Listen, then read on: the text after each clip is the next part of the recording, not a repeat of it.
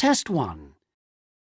You'll hear a number of different recordings and you'll have to answer questions on what you hear. There will be time for you to read the instructions and questions, and you'll have a chance to check your work. All the recordings will be played once only. The test is in 4 sections. At the end of the test, you'll be given 10 minutes to transfer your answers to an answer sheet. Now turn to Section 1. Section 1.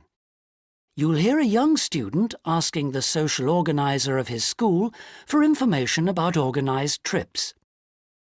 First, you have some time to look at questions 1 to 4.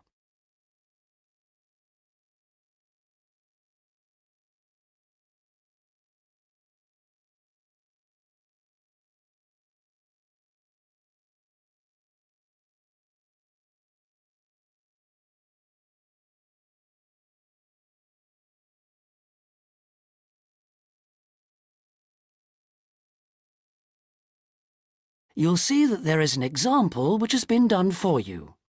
On this occasion only, the conversation relating to this will be played first. Good morning. Good morning. How can I help you? I understand that the school organizes trips to different... Yes, we run 5 every month. 3 during weekends and 2 Wednesday afternoon trips. There are 5 trips every month, so 5 has been written in the notes. Now we shall begin. You should answer the questions as you listen because you will not hear the recording a second time. Listen carefully and answer questions 1 to 4. Good morning. Good morning. How can I help you? I understand that the school organizes trips to different... Yes, we run 5 every month. 3 during weekends and 2 Wednesday afternoon trips. What sort of places? Well, obviously it varies, but always places of historical interest, and also which offer a variety of shopping because our students always ask about that. And then we go for ones where we know there are guided tours because this gives a good focus for the visit. Do you travel far? Well, we're lucky here, obviously, because we're able to say that all our visits are less than 3 hours' drive. How much do they cost? Again, it varies. Between £5 and £15 a head, depending on distance. Uh-huh. Oh, and we do offer to arrange special trips if, there are more than 12 people. Oh, right. I'll keep that in mind. And what are the times normally? We try to keep it pretty fixed so that students get to know the pattern. We leave at 8:30 a.m. and return at 6 p.m. We figure it's best to keep the day fairly short. Oh, yes. And how do we reserve a place? You sign your name on the notice board. Do you know where it is? I saw it this morning. And we do ask that you sign up 3 days in advance, so we know we've got enough people interested to run it, and we can cancel if necessary, with full refund, of course. That's fine, thanks. Before you hear the rest of the conversation, you have some time to look at questions 5 to 10.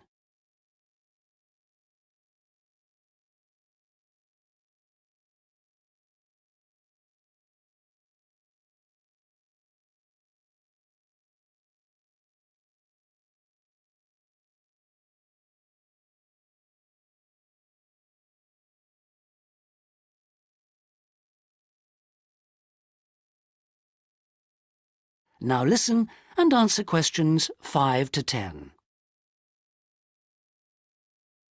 And what visits are planned for this term? Right, well, I'm afraid the schedule hasn't been printed out yet, but we have confirmed the dates and planned the optional extra visits, which you can also book in advance if you want to. Oh, that's all right. If you can just give some idea of the weekend ones, so I can, work out when to see friends, etc. Oh, sure.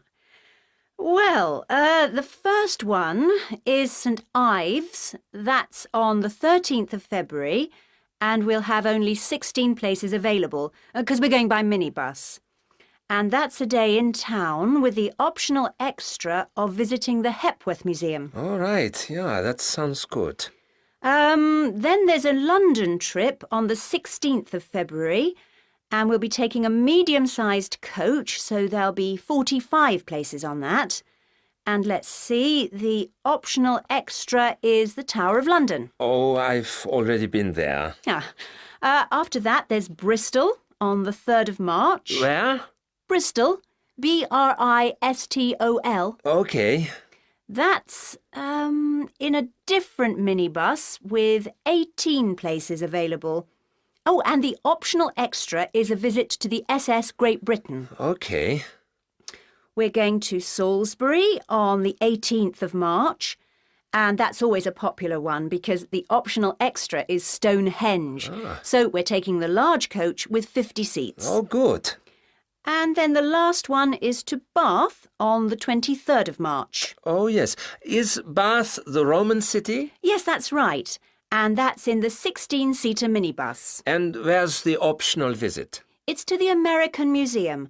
Well worth a visit. Okay, well, that's great. Thanks for all that. My pleasure. Oh, by the way, if you want more information about any of the trips, have a look in the student newspaper. Okay. Or have a word with my assistant. Her name is Jane Yentob. That's Yentob. Right, I've got that. Thank you very much for all your help. You're very welcome. I hope you enjoy the trips. That is the end of section 1. You now have half a minute to check your answers.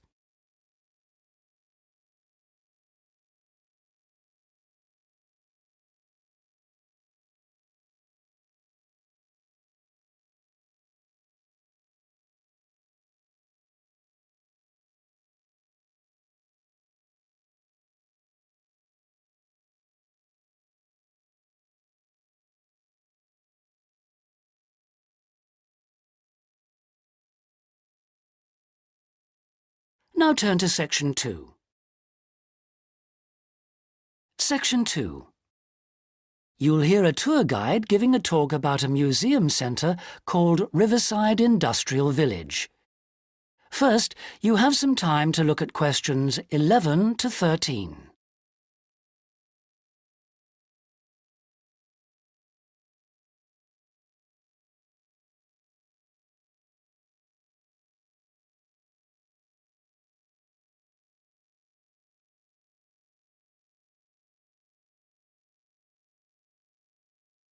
Now listen carefully and answer questions 11 to 13.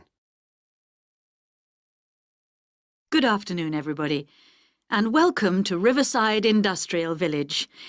To start your visit, I'm just going to give you a brief account of the history of the museum before letting you roam about on your own. I won't keep you long, OK? Now, from where we're standing, you've got a good view of the river over there. And it was because of this fast-flowing water that this site was a natural place for manufacturing works. The water and the availability of raw materials in the area like minerals and iron ore, and also the abundance of local fuels like coal and firewood, all made this site suitable for industry from a very early time. Water was the main source of power for the early industries, and some of the water wheels were first established in the 12th century, would you believe? At that time, local craftsmen first built an iron forge just behind the village here on the bend in the river. By the 17th and 18th centuries, the region's rivers supported more than 160 water mills, and many of these continued to operate well into the 19th century. But then the steam engine was invented. And then the railways came, and the centres of industry were able to move away from the rivers and the countryside and into the towns. So industrial villages like this one became very rare. So that's the history for you. If you'd like any more information, you can ask me some questions, or you can read further in our excellent guidebook. Before you hear the rest of the talk, you have some time to look at questions 14 to 20.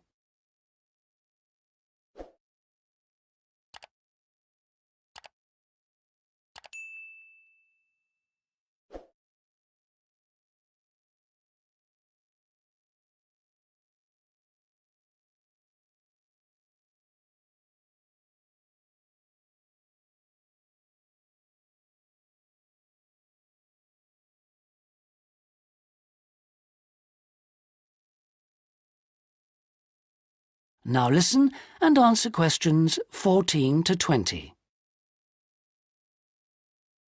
Now, I'm going to give you a plan of the site, and I'd just like to point out where everything is, and then you can take a look at everything for yourself. I've already pointed out the river, which is on the left, and of course, running along the bottom is Woodside Road. Got it? OK. Now, we're standing at the entrance. See it at the bottom? And immediately to our right is the ticket office. You won't need that, because you've got your group booking, but just past it are the toilets. Always good to know where they are. In front of us is the car park, as you can see, and to the left, by the entry gate, is the gift shop. That's where you can get copies of the guide, like this one here. Now, beyond the car park, all the buildings are arranged in a half circle with a yard in the middle. The big stone building at the top is the main workshop. That's where the furnace is, and where all the metal was smelted and the tools were cast, as you'll be able to see. Now, in the top right-hand corner, that building with bigger windows is the showroom, where samples of all the tools that were made through the ages are on display. In the top left corner is the grinding shop, where the tools were sharpened and finished. And on one side of that, you can see the engine room, and on the other is the cafe, which isn't an antique, you'll be pleased to know, though they do serve very nice old-fashioned teas. The row of buildings you can see on the left are the cottages. These were built for the workers towards the end of the 18th century, and they're still furnished from that period, so you can get a good idea of ordinary people's living conditions. Across the yard from them, you can see the stables, where the horses were kept for transporting the products. And the separate building in front of them is the works office, and that still has some of the old accounts on display. Right. If anyone wants a guided tour, then I'm starting at the engine room. If you'd like to come along this way, please, ladies and gentlemen. That is the end of section 2. You now have half a minute to check your answers.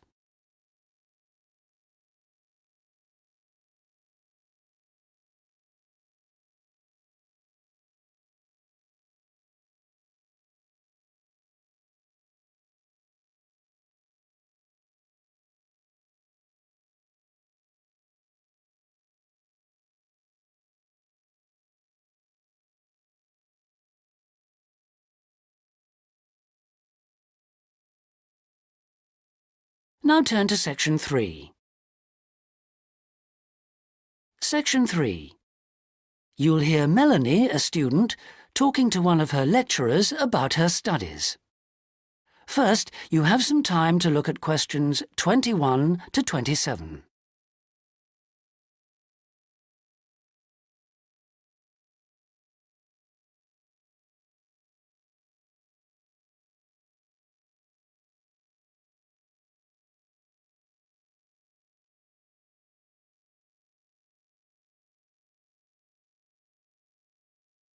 Now listen carefully and answer questions 21 to 27. Excuse me, Dr. Johnson. May I speak to you for a minute? Sure, come in. I'm Melanie Griffin. I'm taking your course in population studies. Right. Well, Melanie, how can I help you? I'm having a bit of trouble with a second assignment. And it's due in 12 days. What sort of trouble are you having? Is the assignment question a problem? Well, that's part of the problem. I've been having trouble getting hold of the books. I've been to the library several times and all the books are out. Sounds like you should have started borrowing books a bit earlier. Well, I had a really big assignment due in for another course and I've been spending all my time on that, and I thought... You might get an extension of time to finish your assignment for me? If that's possible, but I don't know if... Well, yes, it is possible, but extensions are normally given only for medical or compassionate reasons. Otherwise, It's really a question of organizing your study, and we don't like giving extensions to students who simply didn't plan their work properly. What did you get for your first assignment? I got 87%. Yes, you did very well, indeed. So, obviously, you can produce good work. I don't think I'll need too much extra time, as long as I can get hold of some of the important references. Well, since you did so well in your first assignment, I'm prepared to give you an extra 2 weeks for this one. So that'll mean you'll need to submit it about a month from now. Oh, thank you. Now, what about the reading materials? Have you checked out the journal articles in the list? No, not yet. There were about 20 of them, and I wasn't sure which ones would be most useful or important. Well, they're all useful. But I don't expect anyone to read them all because a number of them deal with the same issues. Let me give you some suggestions. The article by Anderson and Hawker is really worth reading. Right, I'll read that one. You should also read the article by Jackson, but just look at the part on the research methodology, how they did it. Okay, Jackson. Got that. And if you have time, the one by Roberts says very relevant things, although it's not essential. So, okay, if it's useful, I'll try and read that one. Now, the one by Morris, I wouldn't bother with that at this stage if I were you. Okay, I won't bother with Morris. Oh, now, someone told me the article by Cooper is important. Well, yes, in a way. But just look at the last part, where he discusses the research results. And lastly, there's Forster. I can't think why I included that one. It's not bad, and could be of some help, but not that much. Before you hear the rest of the conversation, you have some time to look at questions 28 to 30.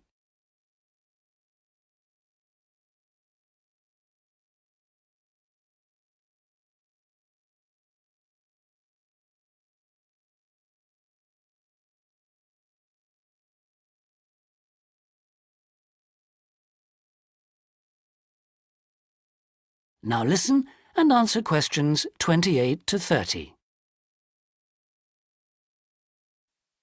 Now, let's deal with the assignment question. What's the problem there? It's the graph on page 2. What seems to be the problem? It's just the bar graph showing reasons why people change where they live. Well, I've got a photocopy, but the reasons at the bottom are missing. Ah, okay. Look at the first bar on the graph. Now, that indicates the number of people who move because they want more space. Oh, I see. Bar 1. Okay. Now, what about the next bar? Bar 2 is to do with the people living nearby, disturbing them. So they chose to move away to somewhere quieter. Now, let's look at bar number 3. Another reason people change their place of living is because they want to be closer to the city. Okay. Proximity to the city is an issue. Now, bar number 4 refers to problems when the owner of the property won't help fix things that go wrong. In other words, the owner is not helpful, and so the tenants move out. Okay. Now, what about bar 5? Bar 5 is about those people who move because they need a bus or train to get them into the city or to go to work. Okay. And bar 6? Bar number 6 is interesting. That reason was given quite a lot. People moving because they wanted to be in a more attractive neighborhood. Oh, yes. Thank you very much. That is the end of section 3. You now have half a minute to check your answers.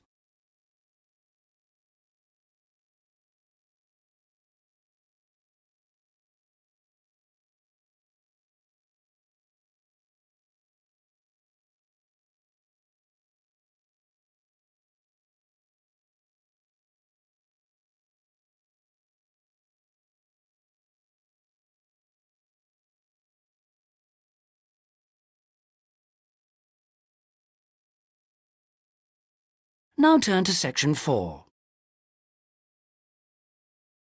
Section 4. You'll hear a talk on the subject of the urban landscape. First, you have some time to look at questions 31 to 40.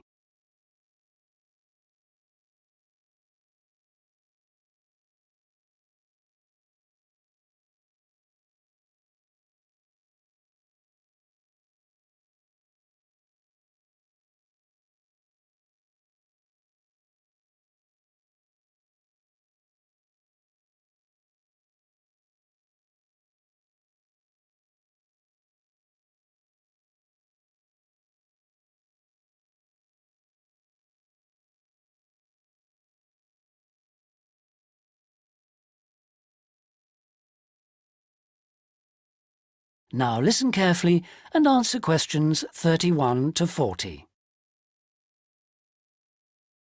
Good day, ladies and gentlemen. I have been asked today to talk to you about the urban landscape. There are two major areas that I will focus on in my talk: how vegetation can have a significant effect on urban climate, and how we can better plan our cities using trees to provide a more comfortable environment for us to live in. Trees can have a significant impact on our cities. They can make a city as a whole a bit less windy, or a bit more windy if that's what you want. They can make it a bit cooler if it's a hot summer day in an Australian city, or they can make it a bit more humid if it's a dry inland city. On the local scale, that is in particular areas within the city, trees can make the local area more shady, cooler, more humid and much less windy. In fact, trees, and planting of various kinds, can be used to make city streets actually less dangerous in particular areas. How do trees do all that, you ask? Well, the main difference between a tree and a building is a tree has got an internal mechanism to keep the temperature regulated. It evaporates water through its leaves, and that means that the temperature of the leaves is never very far from our own body temperature. The temperature of a building surface on a hot sunny day can easily be 20 degrees more than our temperature. Trees, on the other hand, remain cooler than buildings because they sweat. This means that they can humidify the air and cool it, a property which can be exploited to improve the local climate.